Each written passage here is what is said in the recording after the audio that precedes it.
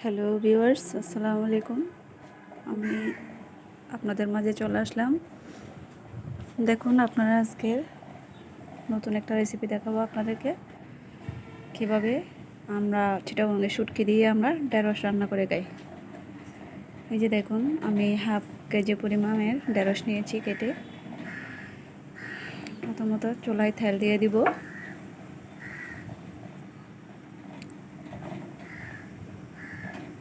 পরিমাণ মতো, যারা যেভাবে খান, তেল বেশি খাইলে বেশি দিবেন, কম খাইলে কম দিবেন। তো আমি তেল দিয়ে দিলাম পরিমাণ মতো। তেল গরম হয়ে আসলেই আমি পেঁয়াজ দিয়ে দিব, পেঁয়াজ কুচি দিয়ে দিব। এবার পেঁয়াজ কুচিগুলো আমি নেড়ে ছেড়ে হালকা করে ভেজে নিব।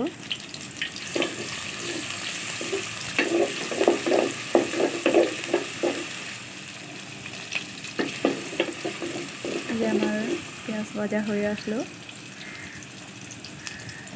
এত বেশি ভাজতে হবে না, হালকা করে ভেজে এবার আমি দিয়ে দিব শুটকি, ইচা শুটকি। আপনারা চাইলে বাজার থেকে টাটকা চিংড়ি এনে চিংড়ি দিয়েও খেতে পারেন, অনেক স্বাদ। তো আমার হাতে টাটকা চিংড়ি ছিল না, তাই আমি চিংড়ি শুটকি দিয়ে দিলাম। চিংড়ি শুটকি দিয়ে ঢেঁড়স ভাজি খেতে অনেক মজা। তো এবার কাঁচামরিচ ফালি করে রেখেছি আমি 2-4টা, আমি এগুলো দিয়ে দিব।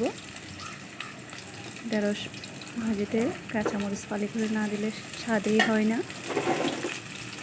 অনেকেই লাল মরিচের গুঁড়া দিয়ে রান্না করে, আমার এই জিনিসটা কমফোর্ট ফিল হয় না, দেখতেও ভালো লাগে না, কেমন জানি। তো আমি কাঁচামরিচ দিয়েই করে থাকি।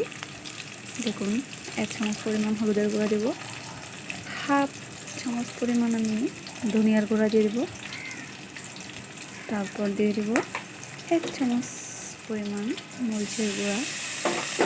এবার হালকা একটু পানি দিয়ে মশলাগুলো ভেজে নিব।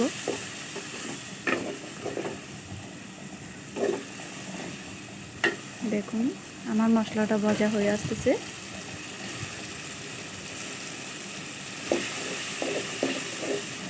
তেল উপরে বেশি আসলো, আপনারা দেখতেই পাচ্ছেন মশলা ভাজা হয়ে গেল।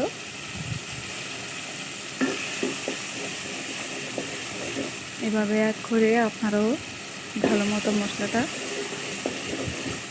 ভেজে নেবেন। এবার আমি একটু করে পানি দিয়ে দিব, আবারও মশলাগুলো নেড়ে ছেড়ে এভাবে করে জাল করে নিব।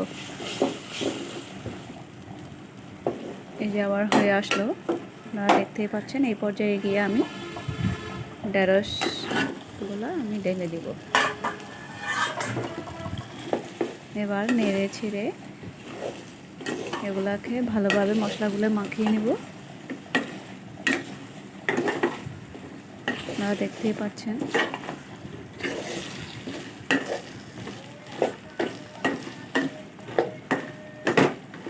তো এবার আমার মশলা মাখা হয়ে গেল।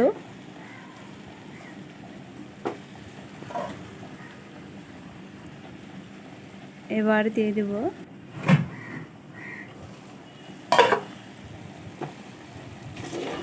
এই যে পর্যায়ে হয়ে আসলে আমি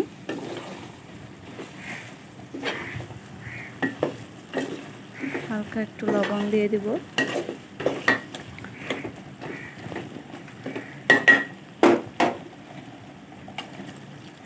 কারণ প্রথম পর্যায়ে লবণ দিলে তাড়াতাড়ি ঢেঁড়স সিদ্ধ হয় না। একটুখানি ভেজে তেজে সিদ্ধ করে নেওয়ার পরে আমি পরিমাণ মতো লবণ দিয়ে দেব। আপনারা দেখতেই পাচ্ছেন, আপনারাও ট্রাই করে দেখবেন। হালকা ভাজার পরে, সেদ্ধ হওয়ার পরে আপনারা লবণটা দিবেন, এতে তরকারির স্বাদ দ্বিগুণ বাড়িয়ে দেবে। দেখছেন, খুব সুন্দর কালার চলে আসলো। এবার আমি হালকা করে জাল করে নেব। আমার রান্নাঘরের জানলা দিয়ে রোদের আলোতে রান্নার কালারটা সুন্দর দেখাচ্ছে না, তবে দেখতে অনেক সুন্দর হয়েছে, অনেক ভালো হয়েছে। আল্লাহ হাফেজ।